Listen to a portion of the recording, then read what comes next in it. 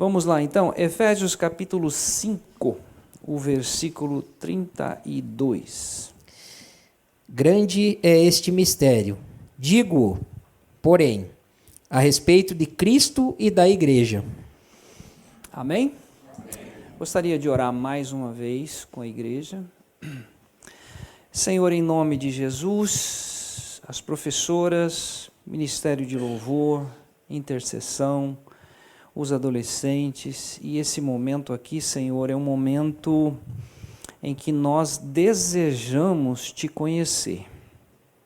Então nós te pedimos que o Senhor livre das nossas opiniões, dos nossos conceitos, até do senso comum que nos envolve, mas que o Senhor, pelo teu Espírito, venha nos trazer a revelação daquilo que de fato é a tua palavra, a tua verdade aos nossos corações. Ajuda-nos nessa hora, em nome de Jesus. Amém. Eu fiz aqui, pela graça do bom Deus, já há algum tempo, trazendo alguns pensamentos com relação à igreja, né? As pessoas normalmente vão à igreja, seja ela católica, seja ela batista, presbiteriana, seja aqui na comunidade.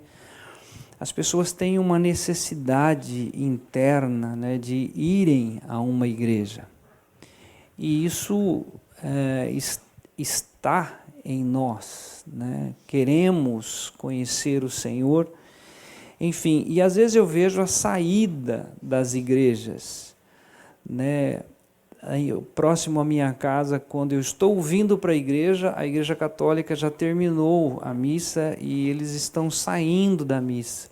E eu olho para aquelas pessoas e fico pensando, qual foi a receita de hoje, o que eles aprenderam hoje, o que isso vai significar para a vida deles hoje. E isso tem me feito pensar muito com relação à comunidade, o que isso vai trazer para nós de compreensão, de conhecimento e até mesmo para poder caminhar de uma forma equilibrada, né? E aí, pela graça do bom Deus, nós temos então o privilégio de estudar as Escrituras. Mas antes, eu queria trazer alguma coisa assim, mais ou menos uma comparação, né? Principalmente esse período que o Levi foi para o hospital, agora o Leandro foi para o hospital, as pessoas vão para o hospital, assim como as pessoas vão para a igreja. No hospital, normalmente, por uma situação assim, que não tem mais o que fazer. O que você vai fazer no hospital? Eu vou porque não dá mais. Em casa está difícil, né? Então, às vezes, né, eu até anotei aqui, por um desconforto, por exemplo, a pessoa está numa ansiedade muito grande, isso vai gerar o quê? Batimento cardíaco acelera, falta de ar acontece, sudorese acontece, e a pessoa acha que ela está morrendo. E ela procura o hospital. Chega no hospital, o médico vê, faz a aferição da pressão, está tudo normal, um pouquinho alterado por causa da ansiedade, enfim, aí normalmente uma receita você leva para casa. E nessa receita tem lá um ansiolítico. E todos eles têm lá, não sei se você já teve a curiosidade de ler, TAG, TAG. Já viram? Transtorno, ansiedade generalizada. Que daí pega tudo. Pega síndrome do pânico, pega uma série de síndromes ali. Mas como a medicina não sabe exatamente o que a pessoa está passando, dá um ansiolítico, a pessoa vai e volta para casa com a receita, enfim. É uma situação, né? Em alguns casos muito mais graves, então sossega-leão no hospital, fica mais em observação, recomenda-se um psiquiatra ou então um psicólogo para um acompanhamento, né? Mas normalmente é nessa condição. Outra coisa que muito acontece, principalmente aí crianças, né? Você chega lá, a criança deu diarreia, além disso, vômito, e ela começa a ficar desidratada, e você entra em preocupação, e você leva para o hospital, e o médico vai dizer, uma virose.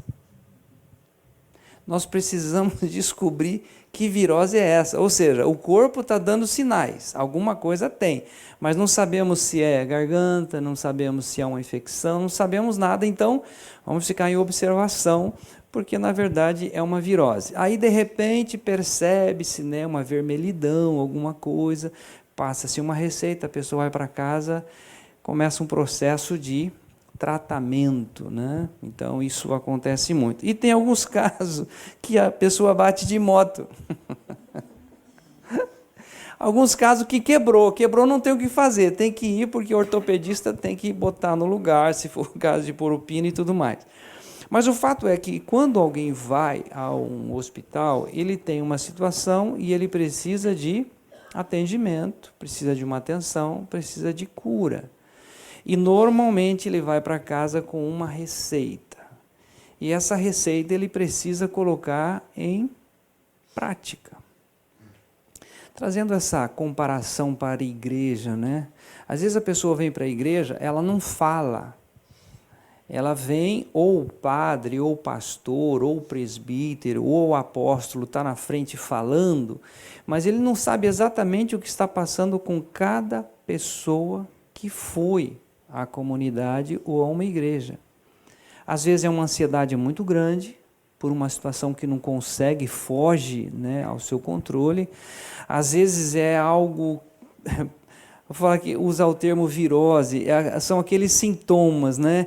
Eu vou, nada acontece, eu já fiz isso, já fiz corrente de oração, já jejuei, já orei, já fui batizado nas águas e continua a mesma coisa. Ou seja, é uma virose. O corpo, o físico, a alma está dando sinais, mas ele não entende exatamente o que está acontecendo. Então ele precisa de direção do médico dos médicos, chamado Jesus Cristo. Ele precisa dessa direção. E em alguns casos quebrou. Quebrou no sentido de não sei para onde ir, já fiz de tudo, não tem jeito, financeiramente está ruim, o casamento foi à bancarrota, não tem o que fazer, eu preciso de ajuda. E aí o Senhor Deus, através do seu Filho Jesus, tem realmente direção, solução para todas as necessidades que envolvem o ser humano. Então, a partir desse momento, nós vamos aqui, a partir do verso 32, ele vai falar que grande é esse mistério entre Cristo e a igreja. Aqui ele está falando de relacionamento, tá? Mas ele aponta para esse fato. Quem é o cabeça da igreja? É Cristo. Ou seja, tudo o que a igreja necessita, ele vai encontrar em Cristo. Então, ele pode ter aqui uma coisa muito linda, que é a comunhão entre os irmãos, mas ele precisa de Cristo. O que preenche todas as suas necessidades é o Senhor Jesus Cristo. Dentro desse mesmo contexto de Efésios, capítulo 5, 32, nós vamos agora ler o 23, tá? Efésios 5, o verso 23. Porque o marido é a cabeça da mulher, como também Cristo é a cabeça da igreja, sendo ele próprio o Salvador do corpo. Preste atenção, porque quando você está lendo esse texto, normalmente estão trabalhando a questão de casais, né? Aí o marido fica tão irritado quando lê isso, porque ele está tentando, mas ela também não ajuda muito. Ou vice-versa, ela está tentando, mas ele não ajuda muito. Mas olha que interessante aqui esse verso 23. Vamos ver se nessa versão traz a mesma clareza. O marido é o cabeça da mulher, como também Cristo é cabeça da igreja, sendo ele próprio o Salvador do corpo. Então, o que envolve a igreja? A igreja é formada por pessoas salvas, regeneradas pelo Senhor Jesus Cristo, ok? Até aí tudo bem? A igreja não é essa estrutura. A igreja somos nós, nascidos de novo, pela graça do bom Deus, e que nos reunimos para cultuar ao Senhor, a igreja. Mas, além de ele ser o cabeça da igreja, ele é o salvador do corpo. Por isso que lá em Tessalonicenses, só vou citar 5, a partir do verso ali 18, 19 até o 24, está falando que ele pode salvar perfeitamente, né, através do espírito, alma e corpo. Fiel é o que prometeu, o qual também o fará. Isso está descrito ali. Então, o Senhor Jesus, ele é o cabeça da igreja, mas é ele também que nos proporciona saúde física, emocional. Por isso que nós precisamos do Senhor Jesus todos os dias. Amém? Então, vamos lá. Em Colossenses 1,18, é o mesmo apontamento, né? Paulo escreve tanto a Efésios quanto aos Colossenses, mais ou menos trabalhando o mesmo assunto, mas ali tem um detalhe um pouquinho mais elaborado. Colossenses 1,18.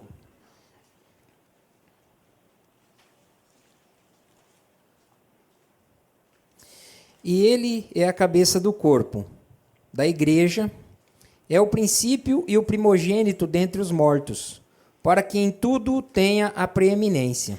Ok, ele então é a cabeça do corpo da igreja. Ele tem o principado, é ele o Salvador, é ele o Senhor.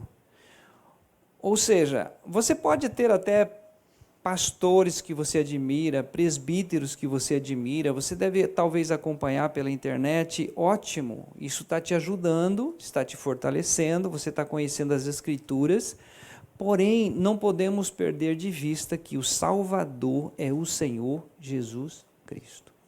Se você perder de vista o texto de Hebreus que diz, olhando para Jesus, o autor e o consumador da nossa fé, é ele que começou uma obra em nós e é ele que acaba isso em nós. Então eu não posso perder de vista o Senhor. Pode ser que aquele pastor caiu, pode ser aquele que eu tinha tanta confiança me decepcionou, mas eu nunca deixei de olhar para Jesus. É ele. Porque senão a igreja decepciona, pastores decepcionam, situações acontecem em que a pessoa, ao invés de fixar em Jesus, aí acaba sofrendo com situações que levam, né, a pessoa ao desânimo, ao desacreditar ainda mesmo no próprio Senhor Deus.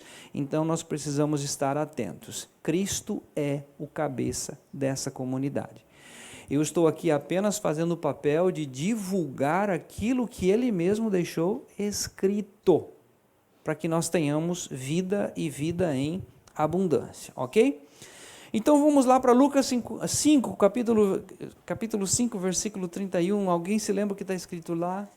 De cabeça, gente, vamos lá. 5:31, agora, 1, 2, 3. Acho que eu vou contar até 100, não vai dar certo. Lucas 5:31. Hã? Sim, exatamente. E Jesus, respondendo, disse-lhes: não necessitam de médico os que estão sãos, mas sim os que estão enfermos. Isso. Você já tentou levar um idoso para o hospital?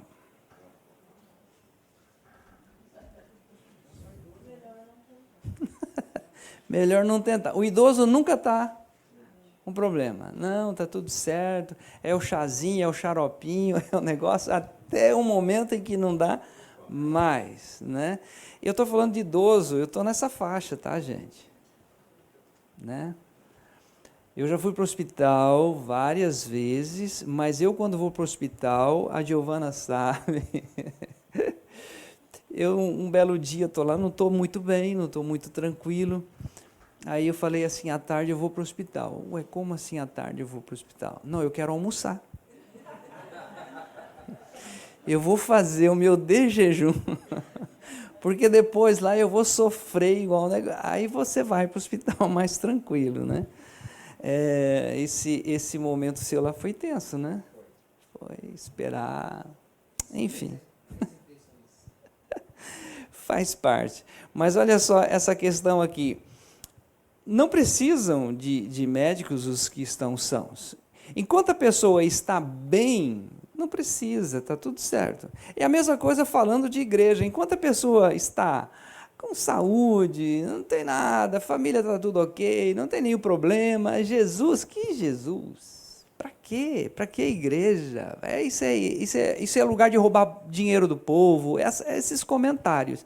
Mas quando a coisa começa a apertar, aí tudo aquilo que você achou que você era, você vê que não é mais, e aí você baixa a cabeça e fala assim, eu preciso de ajuda. Né? Então, Jesus está mostrando isso aqui, e a ajuda está descrita, não precisam ir lá. Alguém se lembra de Isaías 53, 4? Verdadeiramente, Ele tomou sobre si as nossas dores, e as nossas enfermidades levou sobre si. E nós o reputamos por aflito, ferido de Deus e oprimido. Mas ele foi ferido pelas nossas transgressões e moído pelas nossas iniquidades. O castigo que nos traz a paz estava sobre ele, e pelas suas pisaduras fomos sarados. Então você percebe aqui na descrição de Isaías que Jesus, ele sara doenças, enfermidades e iniquidade.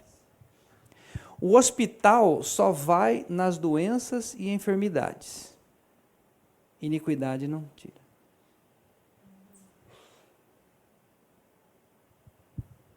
O hospital é capaz de trabalhar isso. Eu não sei se eu já falei aqui para a igreja, mas se falei. Meu sonho era medicina. E aí fui, estudei, me preparei. Quando eu estou entrando na UEL em Londrina para fazer o vestibular, quem me levou me deixou na porta da universidade, e eu estou caminhando para fazer o vestibular, não levei documento, e nem, naquela época era lápis, borracha, caneta. E na hora que eu estou indo, porque tudo você já tem organizado, você guardou, está tudo certo, está tudo em ordem. Quando eu estou entrando na universidade assim, o Espírito fala claramente para mim. Eu não quero você curando pessoas, eu quero você curando almas feridas. Nenhuma frustração, gente. Virei as costas e voltei. Depois aqui em Cascavel, já estava aqui há alguns anos, né, ainda trabalhando já. Eu assisti um Globo Repórter, a medicina, algumas cirurgias ainda acontecendo lá no ventre materno com as crianças. Aquilo, eu chorei vendo aquilo tudo, e aquela vontade de novo de exercer aquela coisa, de poder fazer algo pelo ser humano. Novamente vem o Espírito e fala comigo. Essas crianças vão até a morte, e se não conhecerem o meu nome, vão estar separados para sempre. Você fique na sua missão. Enfim, Deus me chamou com um propósito, e eu não posso desprezar isso, mas acho lindo a medicina. Só que a medicina pode tratar a alma, pode tratar também a questão do físico, mas espiritualmente não. A iniquidade a medicina não tira. Ela não tem recursos para isso. Por isso que Jesus, ele tira a nossa iniquidade. Olha que coisa linda isso aqui, gente. Eu só vou citar, tá? Jesus tem poder sobre as enfermidades, sobre as doenças, sobre a iniquidade. Jesus demonstrou, ele curou os cegos, expulsou demônios, ressuscitou. Tem 3 ressurreições aqui. Uma menina de 12 anos, que recém tinha falecido. Ele ressuscitou o filho da viúva que já estava no caixão, indo para ser sepultado. Ele ressuscitou a Lázaro, que já estava há 4 dias e cheirava mal. Além disso, ele pode, aquietar o mar, sossegar o vento. Além disso, ele pode multiplicar pães. Além disso, ele pode por causa de uma palavra de Pedro, disse: Pedro, vai ao mar, pesca um peixe, você vai pegar uma moeda e aí você vai entregar como o pagamento. Né? Isso está lá em Mateus, quem quiser ver depois, 17, 27. Mas assim, a capacidade, o poder de Deus é descrito já em Mateus 28, 18. Né? É-me dado todo o poder no céu e na terra. Então, uma coisa linda que nós temos aqui em João capítulo 20, esse eu faço questão de ler com a igreja. João 20, os versículos 30 e 31.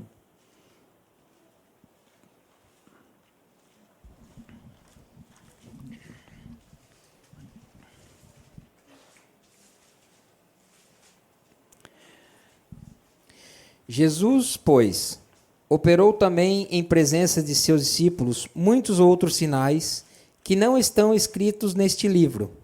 Estes, porém, foram escritos para que creiais que Jesus é o Cristo, o Filho de Deus, e para que, crendo, tenhais vida em seu nome. Amém? Você não precisa mais de sinal algum para crer no nome do Senhor Jesus Cristo. Ele pode fazer milagres hoje? Pode. Aliás, ele pode fazer infinitamente mais, além daquilo que pedimos ou pensamos, porque ele tem todo o poder no céu e na terra. Tá? Mas em termos de crer na obra que ele fez em nosso favor, tudo que está escrito para o nosso proveito, para que nós possamos então crer nessa obra tremenda que ele realizou na cruz do Calvário. Ok? Alguém se lembra de Mateus 11, 28? Vinde a mim, todos os que estáis cansados e sobrecarregados, e eu vos aliviarei. E aí ele fala que o fardo dele é leve, é suave, enfim, ele mesmo fala dessa possibilidade de um homem, então, você vem na igreja, mas você vem conhecer o quê? Você vem conhecer o cabeça que é Cristo. Você vem ter uma receita para você melhorar, para você caminhar, para você ter saúde, não apenas física, mas saúde mental, saúde espiritual, porque ele pode proporcionar isso nas 3 dimensões sem dificuldade alguma. Porém, o objetivo maior do Senhor Jesus Cristo ter vindo é João 10:10. Vocês se lembram? O ladrão vem senão a roubar, matar e destruir. Eu vim vida e vida em abundância. Então a igreja é uma coisa linda, maravilhosa, tremenda, que o Senhor Deus mesmo brotou do coração de Deus. Aliás, são 2 instituições divinas que nós temos na Bíblia: casamento e igreja. O casamento é algo sobrenatural, é algo que nós dependemos do Senhor Deus todos os dias, e igreja nós dependemos do Senhor todos os dias. Satanás é invocado com casamento e igreja. Satanás investe pesado no relacionamento para destruir, para acabar. Assim como ele investe pesado nas denominações para acabar. E ele usa de várias formas. Né? Tem gente que fica decepcionado com a igreja porque tem alguns líderes que abusam do povo com relação a finanças e tudo mais. Outros por usos e costumes e vestimentas, e, enfim, tudo isso para criar uma dificuldade enorme de a pessoa olhar para Jesus. Gente, Jesus é lindo, é maravilhoso, é a pessoa com a qual nós mais identificamos. Ele é parceiro, ele é amigo, ele é o conselheiro, ele é mais sublime do que os céus. Então, se você não conhece Jesus, você precisa conhecer Jesus. Porque ele está conosco todos os dias até a consumação dos séculos. Pode ser que pastor, presbítero, igreja, quem quer que seja te abandone. Se você estiver em Cristo Jesus, você nunca será abandonado. Você nunca vai estar sozinho. Você pode estar num leito, sofrendo, no fim do fim, Jesus está contigo. Eu estou com você e eu tenho um projeto lindo para você. Então vamos agora bem rápido mesmo, estamos caminhando para o fim. Qual o motivo, não fala, não erga o dedo, não dá um sorriso, não fecha a cara, qual o motivo que você veio à igreja hoje? Por favor, não fale. O Espírito Santo sabe qual o motivo que eu estou aqui hoje, né? Então nós temos aqui, eu vou dizer o primeiro motivo, talvez você vai se identificar assim, top. Salmo 122, 1. Não precisam ir lá, vocês conhecem. Alegrei-me quando me disseram, vamos à casa do Senhor. Talvez você é daqueles que, eu estou feliz da vida, eu não quero ficar em casa, eu não quero esquentar a cabeça com fazer café, com arrumar a cama, com arrumar a casa, eu quero ir me alegrar na presença do Senhor, eu quero adorar ao Senhor, eu quero bendizer o seu nome, eu quero rever os irmãos, eu quero ter comunhão com o Senhor Jesus. Isso aqui é um motivo, né? Muitos vêm com esse motivo. O segundo motivo, que nós já mencionamos com relação ao hospital, é com relação a desconforto, eu não estou bem. Estou ansioso, estou preocupado. Então nós temos duas situações aqui. Aquele que vem, mas ainda não está em Cristo, então ele está ansioso, ele está preocupado. Eu quero dizer para você em alto e bom som, Jesus é capaz de te dar nova vida. Eu vou dizer que ele tira a ansiedade, porque nós lançamos sobre ele toda a nossa ansiedade, porque ele tem cuidado de vós. Só que hoje é uma ansiedade, amanhã vem outra, e depois vem outra. Então nós precisamos aprender a lidar com a ansiedade. Se você está em Cristo Jesus, a ansiedade vem, o que você vai fazer? Ora, o Senhor está aqui, não dou conta desse assunto. Fugiu ao meu controle. Jesus olha para você, ainda bem que você reconheceu. Você está tentando controlar tudo, né? Aí você se desgasta, você fica ansioso, você fica preocupado. E aí a Bíblia diz assim, não andeis ansiosos por coisa alguma. Vai olhar os passarinhos, vai olhar os lírios do campo. O Senhor Deus tem cuidado deles. Muito mais valeis vós do que eles. Ou seja, a nova criatura aprende a lançar sobre o Senhor Jesus toda a ansiedade. Tá bom?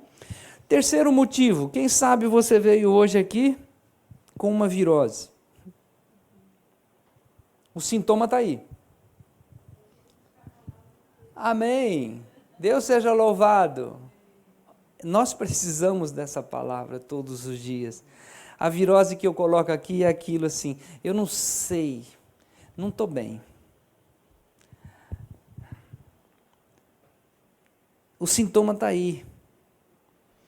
Estou depressivo, não sei o que eu faço. Sabe, a nova criatura, ela sabe onde colocar tudo isso. Mas aquele que ainda não tem a regeneração, nem ele sabe os sintomas que estão aparecendo. Por exemplo, o apóstolo Paulo chega a dizer isto, de maneira que não sou eu que faço isso, mas o pecado que habita em mim. Eu não entendo o meu próprio modo de agir. O que quero, isso não faço, mas o mal que não quero, isso se faço. Ou seja, ele mostra exatamente a realidade do ser humano no ponto de vista de eu preciso de cura. Eu preciso de restauração. E aí a virose é exatamente isso. O que você precisa? Eu preciso de restauração. Aí você recebe uma receita. A receita para o desconforto é Jesus. A receita para a virose é Jesus. A receita que agora nós temos aqui também, para quem quebrou, quem está quebrado, não tem chance, não tem saída, não tem solução, já tentei várias denominações, não tem jeito, pois tem. Jesus dá jeito. Jesus é o único que pode. Então nós vamos rapidamente para Jeremias capítulo 17. Jeremias 17, versículo 5. Para alguns isso aqui está bem claro, né? Maldito o homem que confia no homem e faz da carne ou do braço a sua força. Gente, normalmente nós lançamos para o outro, né? Maldito o homem que confia no homem, o outro. Mas maldito o homem que confia em si mesmo. Porque enganoso é o coração mais do que todas as coisas. Isso está no 9. Tá? Vamos ler o 6 agora, 17:6. Porque será como a tamargueira no deserto, e não verá quando vem o bem. Antes, morará nos lugares secos do deserto, na terra salgada e inabitável. Percebe que a coisa é feia? Quando a pessoa confia no homem, mesmo que ele tenha um tipo de bênção, ele não consegue enxergar. Ele vive no deserto, vive mal. Versículo 7 ainda. Bendito o homem que confia no Senhor, e cuja confiança é o Senhor. Gente, não tem para onde ir. Nós não temos para onde ir. A segurança nossa é o Senhor. A nossa receita é o Senhor. O Senhor já nos disse lá no Evangelho de João: sem mim nada podeis fazer. Eu estou em pé pela graça, você está em pé pela graça. Nós dependemos do Senhor Jesus 24 horas. A respiração que você tem é pela graça. O mover, o existir é pela graça. Se temos o pão nosso de cada dia, é pela graça. O Senhor tem cuidado de nós. Então a receita para quem quebrou, colocou esperança no outro, colocou esperança numa igreja, numa denominação, volte-se para o Senhor Jesus. Somente Ele pode nos sustentar. É somente Ele, não tem para onde ir, né? E olha que detalhe lindo ainda. Na sequência ali você vai encontrar: enganoso é o coração mais do que todas as coisas. Mas olha quando ele chega no 14, o que ele diz? Cura-me, Senhor, e sararei. Salva-me e serei salvo, porque Tu és o meu louvor. Amém? Cura-me, Senhor, e serei curado. Salva-me e serei salvo, porque Tu és o meu louvor. Ou seja, Cristo, Ele é o cabeça da igreja, sim, mas Ele também é o salvador do corpo. Ele cuida do nosso físico. Ele tem misericórdia de nós. Se você ler, gente, vamos ler, tem que ler. Provérbios 4, versículo 18. Provérbios 4, 18. Até o 22, porque é lindo, esse texto é lindo. Eu não tinha notado, mas é lindo esse texto. Provérbios 4, do 18 ao 22. Mas a vereda dos justos é como a luz da aurora, que vai brilhando mais e mais até ser dia perfeito. O caminho dos ímpios é como a escuridão, nem sabem em que tropeçam. Filho meu, atenta para as minhas palavras, as minhas razões, inclina o teu ouvido. Não as deixes apartar-se dos teus olhos. Guarda-as no íntimo do teu coração, porque são vida para os que as acham e saúde para todo o seu corpo. Amém? Olha que coisa linda isso aqui, ó. São vida para os que a acham. Quando você acha a palavra de Deus, você acha tudo aquilo que é descrito a nosso favor. Jesus veio, Jesus nos abraçou, Jesus nos atraiu, Jesus crucificou o nosso velho homem, Jesus veio ser a nossa vida.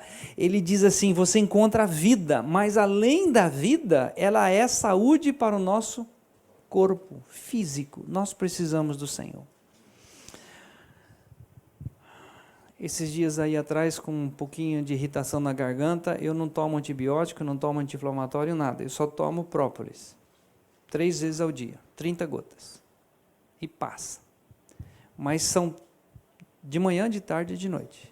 E juntamente com o própolis, de manhã, já estou crucificado com Cristo e vivo, não mais eu, mas Cristo vive em mim.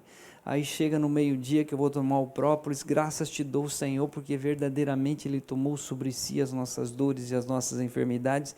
Aí eu faço um combo, dali a pouquinho, né, passa, porque é saúde, sabe, saúde. Você precisa de saúde, então você precisa de Jesus. Jesus promove saúde. saúde emocional, saúde física, Ele é saúde, Ele é vida.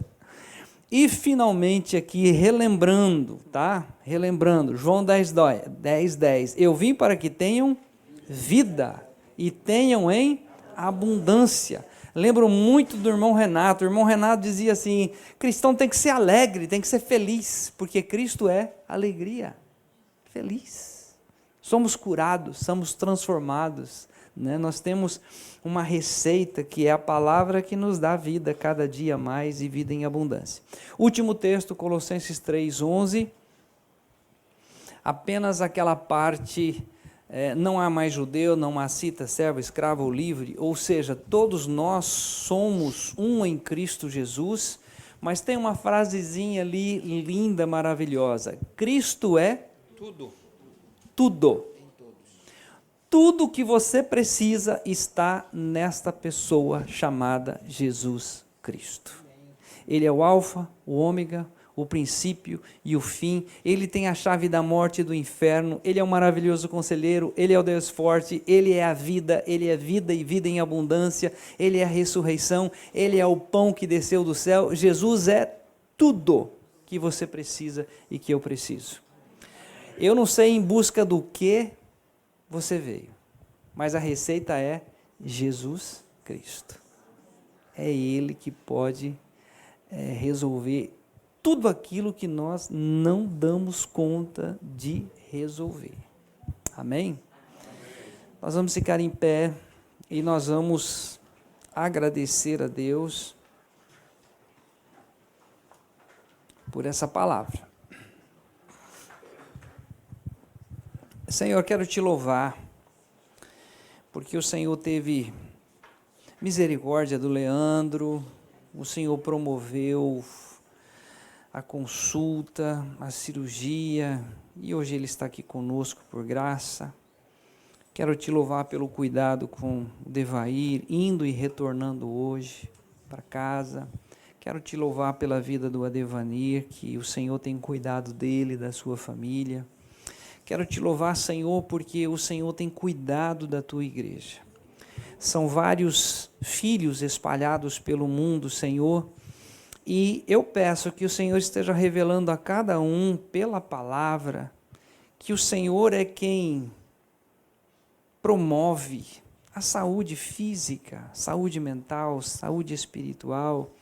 Senhor, leva-nos a te conhecer mais e mais. Aumente, Senhor, o desejo em nós de te conhecer. E, Senhor, mais uma vez, traga a revelação da tua palavra, linda, maravilhosa, a todos os corações que aqui estão, que nós já estamos crucificados com Cristo. E vivemos não mais nós, mas Cristo vive em nós. E nós te louvamos, Senhor, porque essa vida que agora nós vivemos na carne, nós vivemos pela fé, fé que o Senhor mesmo nos deu, pela fé para a honra e glória do teu nome, Senhor. Te louvamos pela nossa morte, te louvamos pela nossa ressurreição em Cristo, te louvamos porque Cristo é tudo que eu preciso. Senhor, muito obrigado pelos meus irmãos que estão aqui, que vieram te conhecer mais, que vieram te adorar, que vieram alegrar uns com os outros. E eu te louvo, Senhor, também porque a tua palavra diz que é bom e é suave que os irmãos vivam em união, porque ali o Senhor ordena a bênção e a vida para sempre. Eu te louvo porque hoje aqui o Senhor trouxe bênção, o Senhor trouxe vida, e por isso nós engrandecemos o teu nome. Senhor, que a graça e a paz do nosso Senhor Jesus Cristo seja com todos os que estão aqui, Senhor, não somente hoje, mas para todos sempre, em nome de Jesus. Amém. Amém.